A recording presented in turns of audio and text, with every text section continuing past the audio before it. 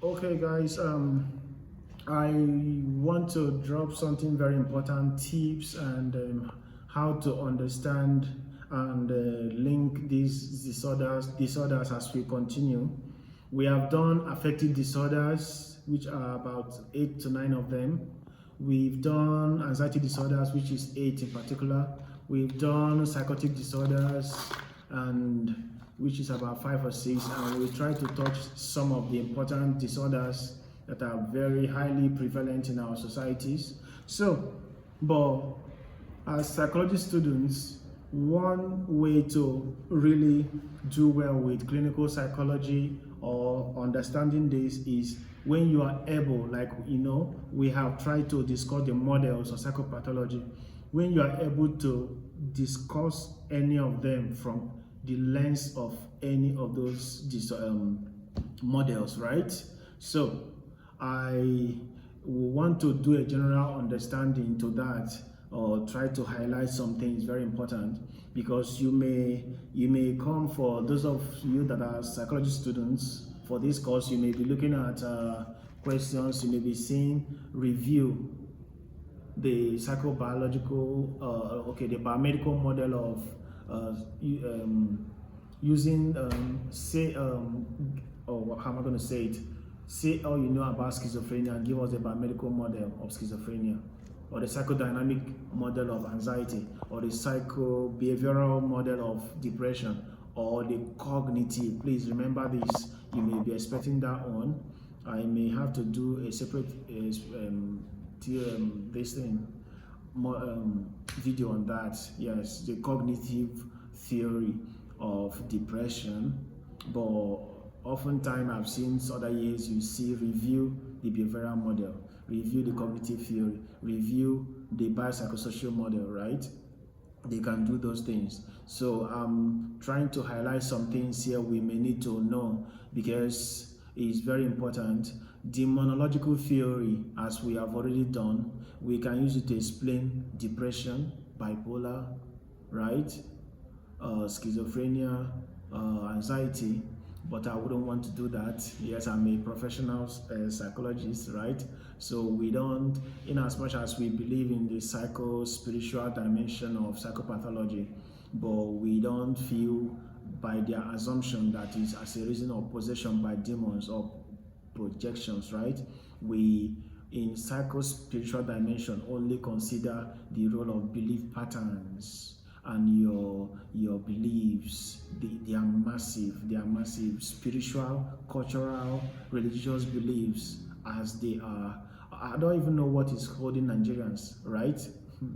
Yes, you understand that when you want to check the mental health and the resilience of Christians, you understand that most of us, that's a Christians, yeah, Nigerians, you understand that most of us draw resilience from our religious beliefs. That was what that baffled Satan in the case of Job, and he entered the wife and was like, oh boy, just curse God and die now. Wait till everything has lost. Even the biological model has failed you. The psychodynamic has failed you. Behavioral, you have learned bad. Even your friends have left you. What are you thinking? And Job was holding only but unbelief, right? That was why devil considered that dimension that time. I told him, you know, we'll curse God. What are we waiting for, right? So we cannot neglect that area. That is by the way, but please, let's be specific. We will see that the biomedical model, or I call it the biological model, or I call it the biomedical model, right? Yeah, like I'm not trying to reiterate, please refer to those theories we did. But why I'm doing it, because we have touched some disorders, although we'll come with other disorders later, right? But the biomedical model for, remember they said genetic. Research has shown that depression can be genetic, anxiety can be genetic, schizophrenia is very genetic. They have proven this through adoption studies and twin studies, right? In terms of their second factor, which they said is neurochemical imbalance, remember they said that psychopathology or psychological disorder can either be genetic, neurochemical imbalance, brain abnormality, neuroplasticity, or hormonal imbalance, right? The second one is neurochemical imbalance, right? And in depression, yes, we know that the chemical that is imbalanced in that situation is norepinephrine and serotonin. Serotonin, the nickname or another name for it is, another name is 5-HT, that is 5-hydroxytryptamine, right? Yes, but the nickname is happy hormone. So imagine when your body is having low happy hormone, what will happen? Low hormone or low mood, and that is depression. Norepinephrine, when it's low, also depression occurs. That is, for that, the biological or neurochemical imbalance in biological explanation. Schizophrenia, I've said it before, the dopamine hypothesis. When the dopamine neurotransmitter system is having problem, especially in the forebrain, when it's high, this time is when it's high, then schizophrenia occurs. When it's low in prefrontal cortex, the negative symptoms. Then for anxiety disorders, the chief inhibitory neurotransmitter in the brain is called GABA, that is gamma aminobutyric acid. These things will be taking shape in final year. Yeah? You people will need this information, very important, but I don't know how the exam will come. I'm trying to use these theories to explain some of the disorders we have done, right? Now you should be able to link them, don't confuse them. So if you come to anyone, you should be able. If you want to look at it from the biomedical model, maybe neurochemical or genetic or brain abnormality. In brain abnormality, once you hit your head and your amygdala is touching, you'll be seeing depression, because amygdala structure of the brain is a part of the brain responsible for emotional memory, right? Our emotions. So once there's a problem there, you know what will happen. What of the substantia nigra?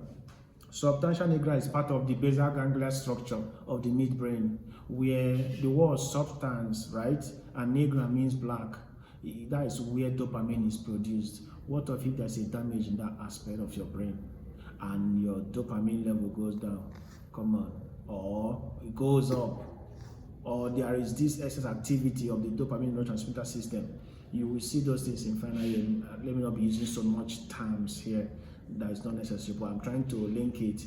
You hear girls telling you I'm having mood swing. Okay, you understand what happens, that if you remember some of the affective disorders we discussed, we talked about premenstrual, dysphoric disorders, and every other thing, and many of them, once there is these hormonal imbalances, there is always a shake in their affect or mood, right?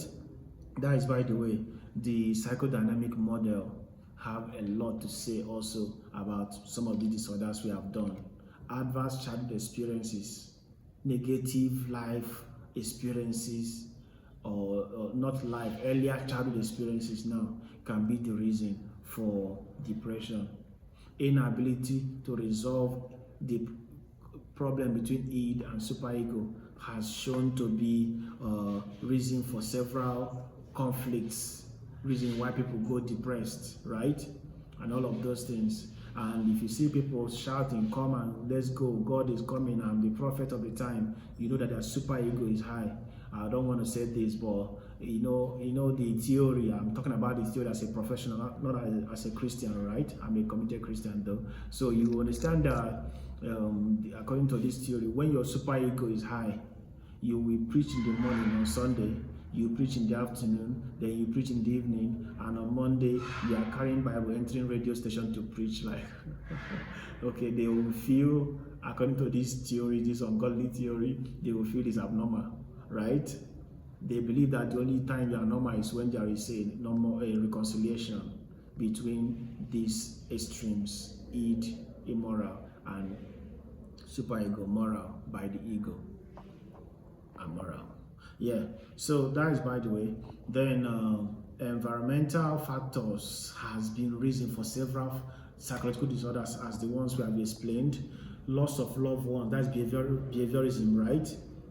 Loss of loved ones can be the reason why a person have depression, Loss of loved one again can even be why someone can have anxiety, because he's now afraid or worried about everything. Can any other thing work again? Can everything? Is that not God in action, right?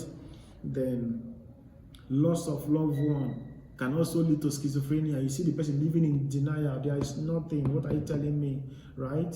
So I'm trying to give a little leeway to how you try to link this into what we have studied, and the ones who will still study the disorders, right? Then we looking at the humanistic model. Oh, I love that theory. When there is incongruence between the real and ideal self, you see persons getting low self-esteem, and this low self-esteem result to psychological disorders, right? I've explained that one in the model. I want to take permission not to do that here again. Then we look at the family system theory. We have also discussed it and how it can lead to these things. Confusion. The mother will tell you plug and on, and the mother will tell you on and plug, and you are confused in life, and you grow up confused, and you're having this decision-taking pattern, and you don't even know whom you are, right? A lot of things, and you are confused and having inferiority complex, leading to social anxiety and every other thing, right? And the attachment styles leading to a lot of things also. That is psychodynamic model. A lot of other things I'm trying to summarize, and I'm hoping that when you guys take time to look at the theories we worked on, you will be able to correlate or relate them to these psychological disorders. The biopsychosocial model, we also did that. The sociocultural, what you should be expecting, they may be asking you to give or provide the propositions or positions of the three major proponents of sociocultural perspective or model of psychopathology. That is Thomas Szasz, Thomas Scheff, and David Ronald Lane. We have discussed that very extensively in initial videos, and I expect that you guys should also take time to look at that.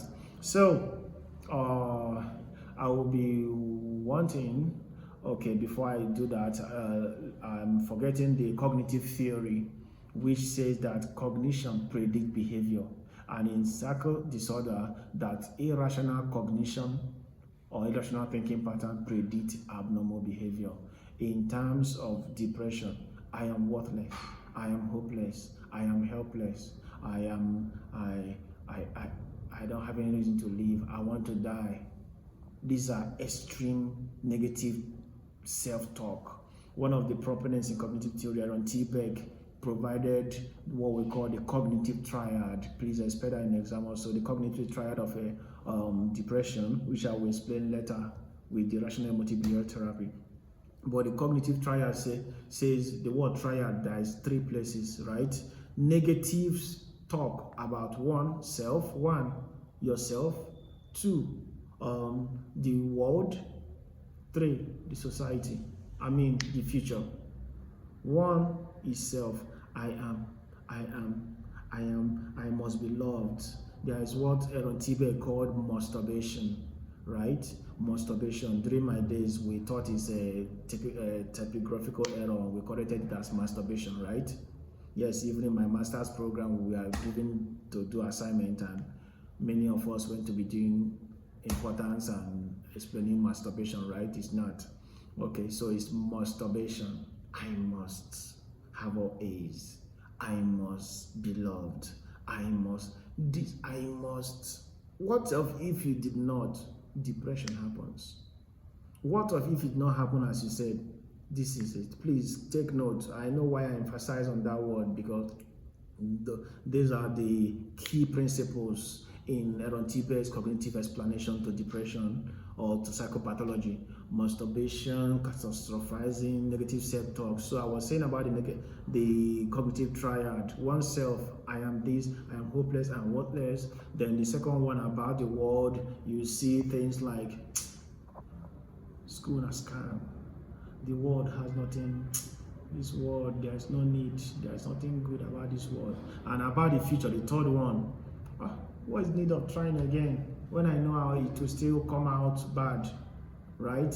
There is by this theory by Solomon Seligman, the learned helplessness theory. Yes, where the individual tried to inhibit any behavioral responses that will bring them out from that negative life. Because of what? Because they have repeatedly been exposed to negative life outcome, right? They don't want to make any more effort, right? Because of negative life outcomes, and that is depression. So the cognitive triad will have it there. I wouldn't do A, B, C, D, E, F unless you are discussing that later. I will do that. I will communicate that. And please remember to like and share, and subscribe to our channel. There are many more about psychology, like we tagged it A to Z Psychology with Toby and Chidozie. You'll be expecting other mind-blowing topics here as you tag along with us, and God bless you and happy viewing.